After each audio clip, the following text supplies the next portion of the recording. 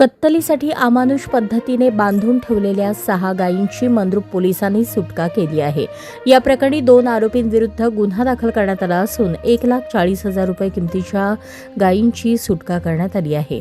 Mandrup police ठाण्याचे police निरीक्षक शंकर पटवारी यांना बातमीदारामार्फत मिळालेल्या माहितीनुसार कुरघोट येथे मोहम्मद अली कुरेशी यांच्या शेतातील गोठ्यात कत्तलीसाठी गायी बांधून ठेवल्याचे सांगण्यात आले।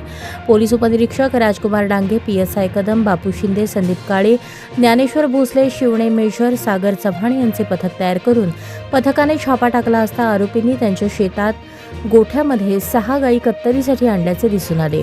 पथकाने तात्काळ कारवाई करून गायींची सुटका केली आणि त्यांना देखभाल व सुरक्षिततेसाठी अहिंसा गोशाळा येथे वैद्यकीय तपासणी करून जमा केले।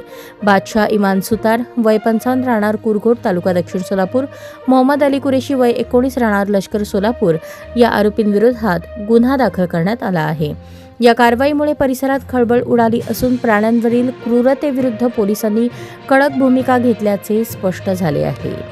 हा आपला हक्काचा चॅनल AG न्यूज, संपादक अंबादास गज्जर या YouTube चॅनलला लाईक करा, शेअर करा, सबस्क्राईब करा।